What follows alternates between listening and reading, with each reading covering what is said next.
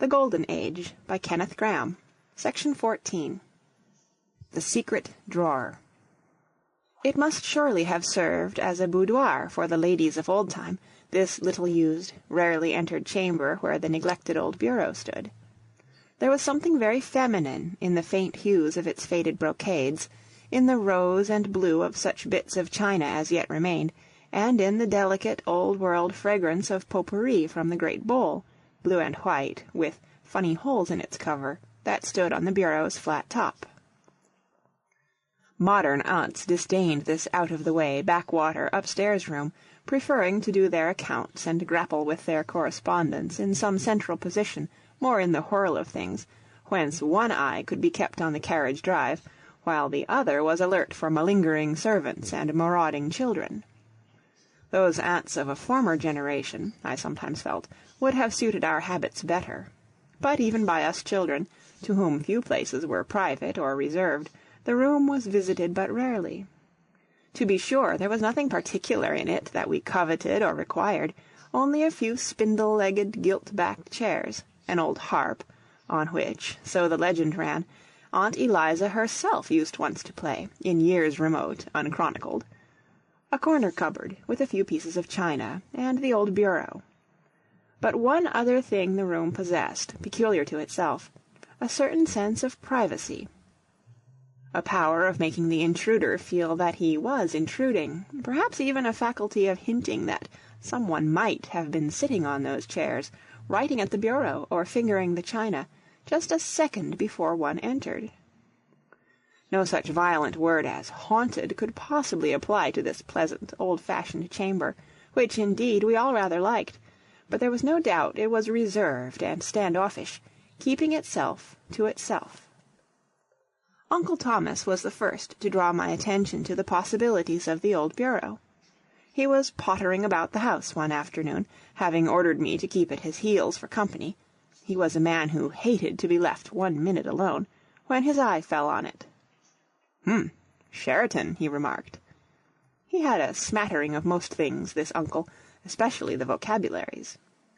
Then he let down the flap, and examined the empty pigeon-holes and dusty panelling.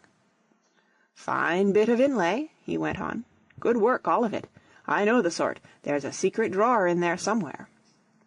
Then, as I breathlessly drew near, he suddenly exclaimed, "By Jove, I do want to smoke," and wheeling round, he abruptly fled for the garden, leaving me with the cup dashed from my lips.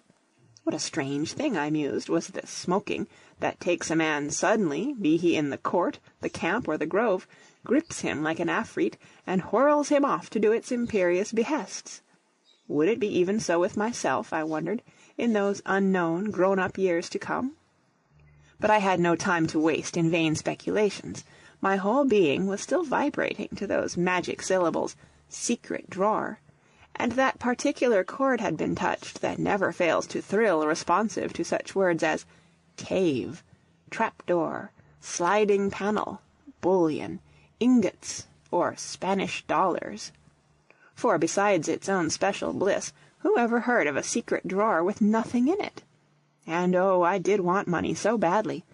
I mentally ran over the list of demands which were pressing me the most imperiously. First, there was the pipe I wanted to give to George Jannaway. George, who was Martha's young man, was a shepherd, and a great ally of mine, and at the last fair he was at, when he bought his sweetheart fairings, as a right-minded shepherd should, he had purchased a lovely snake expressly for me, one of the wooden sort, with joints, waggling deliciously in the hand, with yellow spots on a green ground, sticky and strong-smelling, as a fresh-painted snake ought to be, and with a red flannel tongue pasted cunningly into its jaws. I loved it much, and took it to bed with me every night, till what time its spinal cord was loosed and it fell apart, and went the way of all mortal joys. I thought it so nice of George to think of me at the fair, and that's why I wanted to give him a pipe. When the young year was chill and lambing time was on, George inhabited a little wooden house on wheels, far out on the wintry downs, and saw no faces but such as were sheepish and woolly and mute, and when he and Martha were married, she was going to carry his dinner out to him every day, 2 miles, and after it perhaps he would smoke my pipe.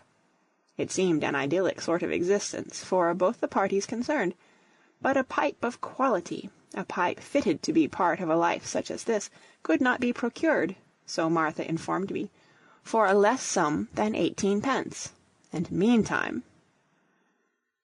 Then there was the 4 pence I owed Edward. Not that he was bothering me for it, but I knew he was in need of it himself, to pay back Selina, who wanted it to make up a sum of 2 shillings to buy Harold an ironclad for his approaching birthday, HMS Majestic, now lying uselessly careened in the toy-shop window, just when her country had such sore need of her. And then there was that boy in the village who had caught a young squirrel, and I had never yet possessed one, and he wanted a shilling for it, but I knew that for 9 pence in cash... But what was the good of these sorry, threadbare reflections?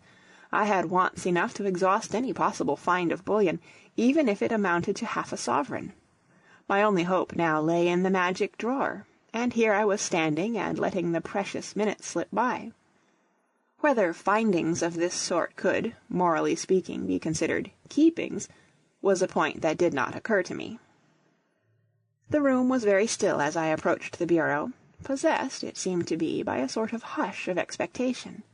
The faint odour of orris root that floated forth as I let down the flap seemed to identify itself with the yellows and browns of the old wood, till hue and scent were of one quality and interchangeable. Even so, ere this, the potpourri had mixed itself with the tints of the old brocade, and brocade and potpourri had long been one. With expectant fingers I explored the empty pigeon-holes, and sounded the depths of the softly sliding drawers. No books that I knew of gave any general recipe for a quest like this, but the glory, should I succeed unaided, would be all the greater. To him who is destined to arrive, the fates never fail to afford, on the way, their small encouragements. In less than 2 minutes I had come across a rusty button-hook. This was truly magnificent. In the nursery there existed indeed a general button-hook, common to either sex, but none of us possessed a private and special button-hook, to lend or refuse as suited the high humour of the moment. I pocketed the treasure carefully, and proceeded. At the back of another drawer 3 old foreign stamps told me I was surely on the high road to fortune. Following on these bracing incentives came a dull blank period of unrewarded search. In vain I removed all the drawers and felt over every inch of the smooth surfaces, from front to back. Never a knob, spring, or projection met the thrilling finger-tips. Unyielding the old bureau stood, stoutly guarding its secret, if secret it really had. I began to grow weary and disheartened.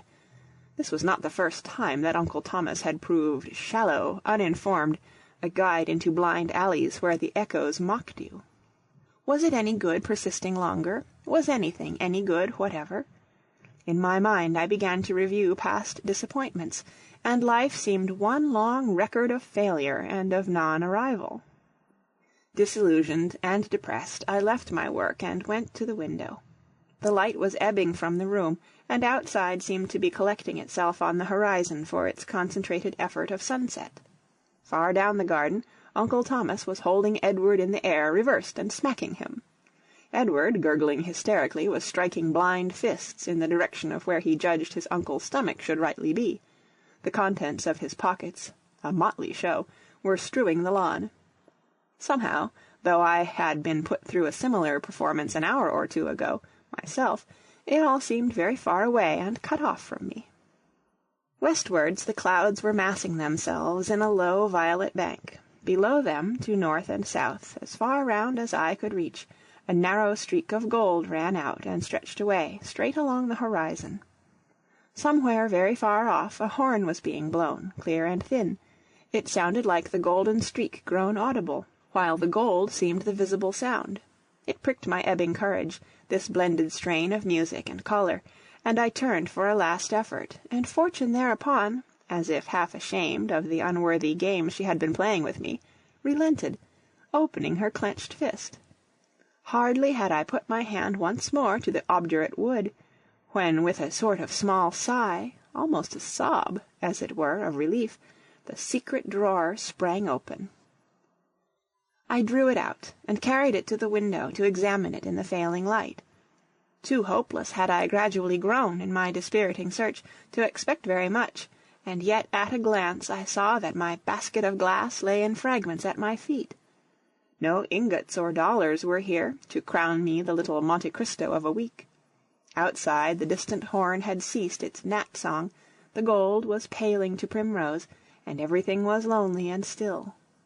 Within, my confident little castles were tumbling down like card-houses, leaving me stripped of estate, both real and personal, and dominated by the depressing reaction. And yet, as I looked again at the small collection that lay within that drawer of disillusions, some warmth crept back to my heart as I recognized that a kindred spirit to my own had been at the making of it. 2 tarnished gilt buttons, naval apparently, a portrait of a monarch unknown to me, cut from some antique print, and deftly coloured by hand in just my own bold style of brushwork, some foreign copper coins, thicker and clumsier of make than those I hoarded myself, and a list of birds' eggs, with names of the places where they had been found. Also a ferret's muzzle and a twist of tarry string, still faintly aromatic. It was a real boy's hoard, then, that I had happened upon. He, too, had found out the secret drawer, this happy-starred young person, and here he had stowed away his treasures, one by one, and had cherished them secretly a while. And then, what? Well, one would never know now the reason why these priceless possessions still lay here unreclaimed. But across the void stretch of years I seemed to touch hands a moment with my little comrade of seasons long since dead. I restored the drawer with its contents to the trusty bureau, and heard the spring click with a certain satisfaction. Some other boy, perhaps, would some day release that spring again. I trusted he would be equally appreciative. As I opened the door to go, I could hear from the nursery at the end of the passage shouts and yells, telling that the hunt was up. Bears, apparently, or bandits, were on the evening bill of fare, judging by the character of the noises. In another minute I would be in the thick of it, in all the warmth and light and laughter. And yet, what a long way off it all seemed, both in space and time, to me yet lingering on the threshold of that old-world chamber.